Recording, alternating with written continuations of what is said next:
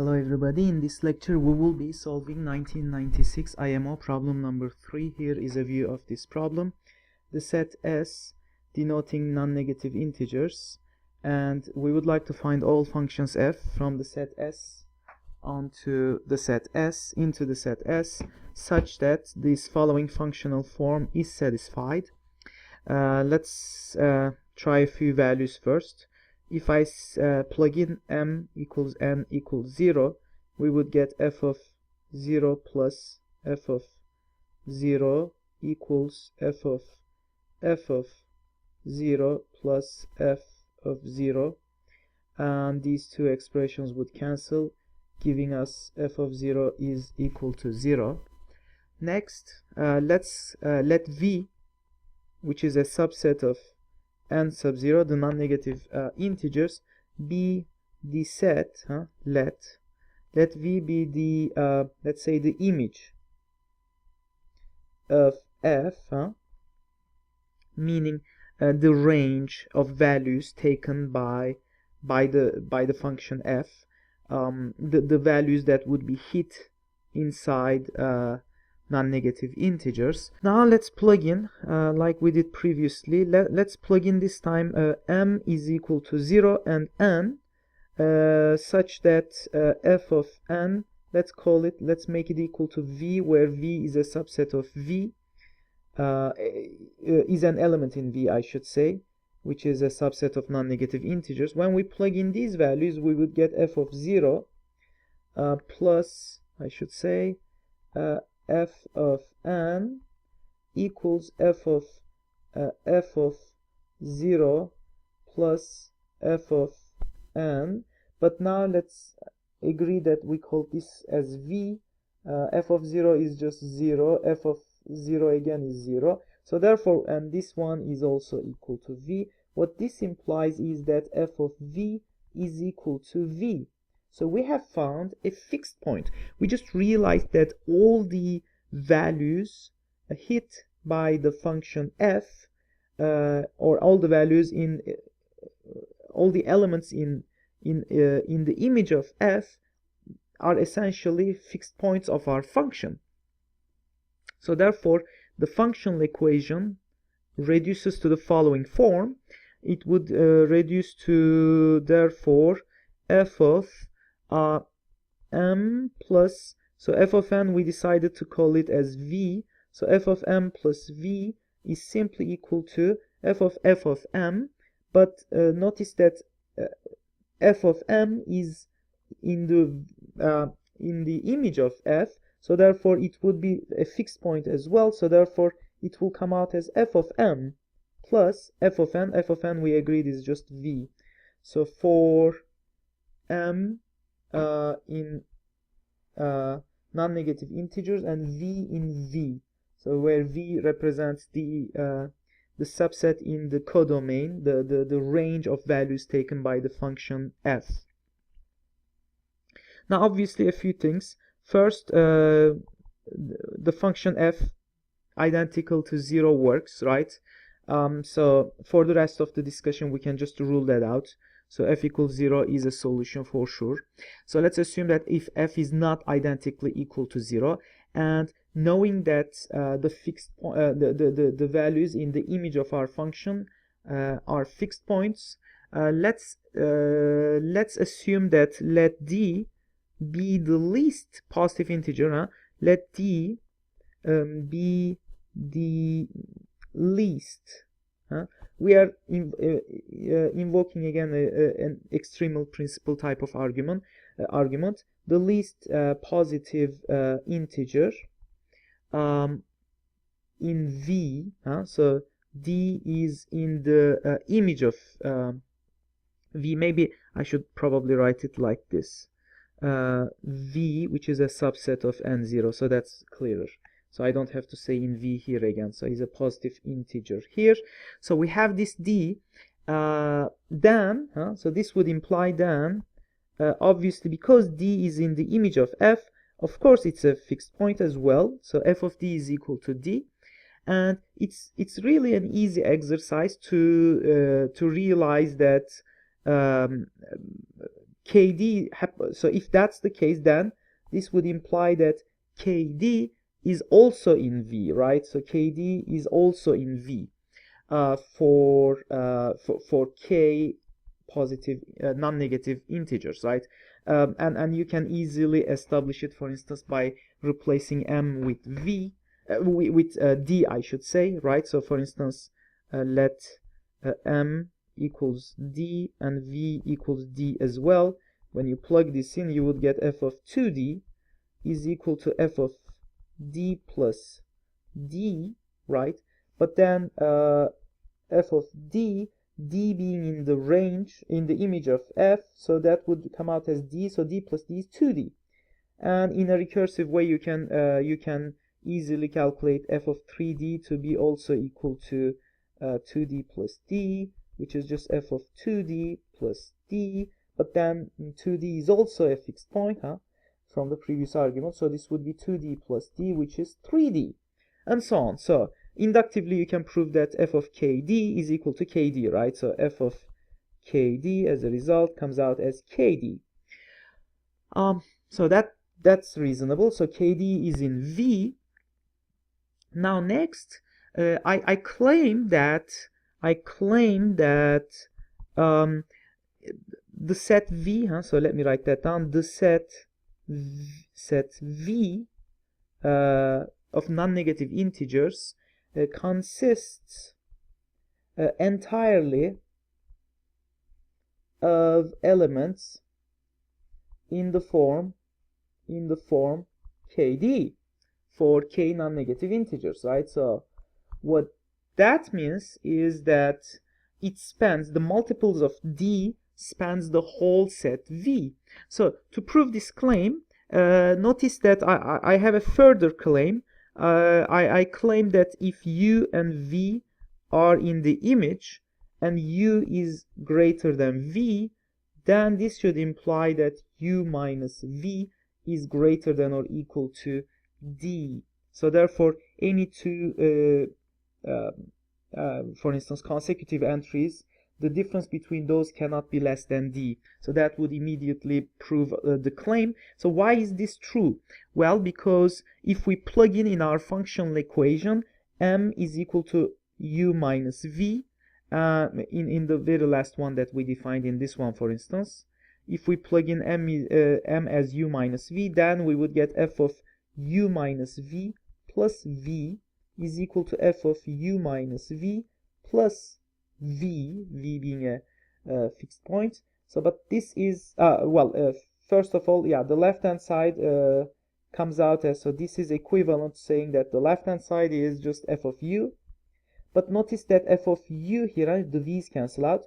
F of U is simply U itself, right? Because by the hypothesis of the problem, U and V are in the image of our function, right? So f of U is equal to U, but that's simply equal to f of U minus V plus V, implying equivalently, so this implies that U minus V is simply equal to f of U minus V, and so U minus V is in the image, but recall that we assumed early on that D is the least positive integer in V, so therefore U minus V cannot be less than. This would imply U minus V is greater than or equal to D, because D is the minimal element in V. So we have just proved that the gaps are no less than in magnitude, they are no less than D. So therefore, in fact, all the multiples of D would span the whole range of the function. So therefore, if we combine all these results, this proves that, as we said, the image of F is the multiples of D, and as a result, the following formula defines the function. So therefore, h of r equals, all I do is f of r divided by D. Anytime you have an element for r 0, 1 all the way to D minus 1, for all these values less than D, when you apply the function, and so you will get a value divided by D. You know that all the values are multiples of D.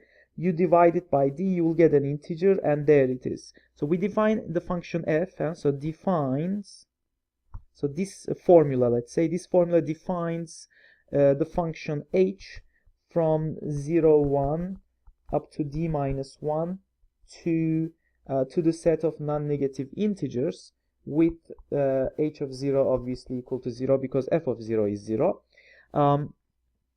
So therefore, we have come to the conclusion, thus, so this is the way we can handle the things. If n is a non-negative integer in the following form, such that n can, by the division algorithm, is equal to qd plus r, where q is any non-negative integer and r is the remainder from the set 0 all the way to d minus 1, then this implies that f of n, which is simply equal to f of qd plus r, well, let's replace it r plus qd, let's say, but look, r is right, r is any value, but d is in the range of the function, so therefore this can be split. qd is also in the range, so this can be split as f of r plus qd. But then f of r, recall by our definition of h of r, can be replaced with h of r times d and plus qd, so that, which is further equal to h of r plus q times d, and that's that would define the function f of f. So that's that, I claim, represents all the solutions for the function f. I claim therefore that there exist infinitely many functions f from the set of non-negative integers to non-negative integers, satisfying the functional equation given at the beginning, and not necessarily identical to 0. The function can be identical to 0, that satisfies it, but the general form of our function is determined by an arbitrary choice of a positive integer d, so the least positive integer in the image, in the range, and then an arbitrary choice of our function h. So you arbitrarily choose d, you arbitrarily choose h, then the image of every single point, the value of n, which is f of n, can be described by this formula, right? And this is awesome. So now we are yet to prove the converse statement. Conversely, right, we need to conversely also see, oops, oh, sorry for that. Yeah, sorry for that. Yeah, we need to prove that if d is a fixed positive integer, right, it's a positive integer, fixed positive integer, and then h is any function of the type that we have described here, h a function satisfying the following, so it's from 0, 1 to d minus 1 to non-negative integers, then the our description here, we claim, where n itself is represented as such, if n is like this and then the formula like this, I claim that this formula satisfies the functional equation given at the beginning. So we need to prove that this statement is true. So let's go ahead and show that. Let's also remind that this condition also needs to be met. Obviously, this is the additional condition that we shouldn't overlook. In fact, this condition is crucial in the sense that it ensures that if v is an integer which is divisible by d, such that the division algorithm will imply that it's equal to qd plus 0, then this should imply by our formula, by this formula, that f of v would simply be equal to, because h of 0 is equal to 0, so this would be equal to q times d, which is simply equal to v when so from here. So that therefore it is very useful for if r is equal to 0, then this condition is satisfied, which is good because it's a multiple. Anytime a multiple of d would have would be in the range, and as such would be a fixed point. It's a fixed point. Now let m and n, so now let's generalize it. So we want to prove this functional equation, so let's represent m and n in their division algorithm format, and then let's plug them in and let's see if we get the desired result. So let m be equal to kd plus s, and n be equal to ld plus t, where both k and l are non-negative integers. S and t are taken from the set as follows, from this set. Then according to our formula here, the description of the closed form for f of n, we would get that f of m is simply equal to so if it would be equal to h of r plus q. Now that would be simply equal to f of kd plus s. Now our q is replaced by a k, and in this formula our s is replaced by h of r. So therefore this thing would simply be equal to, so from this formula q is replaced by k and r is replaced by s. So that thing would simply be equal to k plus h of s times d. In a similar way, f of n, defined as such, f of ld plus t, would simply be also equal to l plus h of t times d. And also for we also know that f of m also f of m would simply be equal to k plus h of s times d, which is obviously the same as f of m, obviously, right? But then we can now conclude almost. So we note that m plus f of n is simply equal to, we can just add these things. So m is kd plus s plus f of n, we just found it here, l plus h of t times d. So now if we apply f to that value, that would be equal to, so we have a portion which has a d as a multiple, so let's write that separately. So it's k plus l plus h of t times d plus s. Now f of this thing is obviously by our formula that we devised here, it would be equal to this one as well, right? F of s plus, yeah, so from our definition this should come out as, notice again, so whenever n, the value that we are plugging in is qd plus r, what comes out is again qd plus hrd, right? So qd, this portion will come out all together, and then this one will come out as h of s times d again. So we can just plug in h of s inside, so we will get the following very nice expression: h of t plus h of s times times d. But then this is equal to is this equal to f of m? Right, so f of m is this part, so we can just split this expression as k plus h of s times d, k plus h of s times d, plus l plus h of t times d. This portion here is simply f of m, as we showed up there, and then the second part is hopefully f of n, which it is. Yes, so which is f of n. No. Oh, sorry, this is a typo. Of course, this is an L.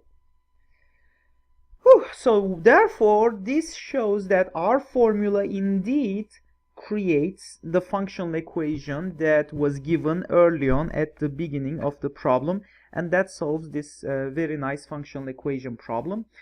Just to summarize again, there exist infinitely many functions which satisfy this functional form, and the general form of such a solution to that function is you pick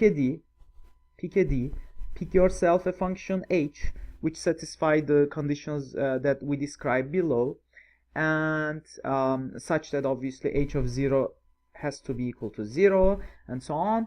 Then if n is described by the division algorithm, QD, and so if you divide n by d basically, and it has this form, then f of n comes out as again a q plus h of r times d, right? So it's kind of okay. So you have seen the proof. So there are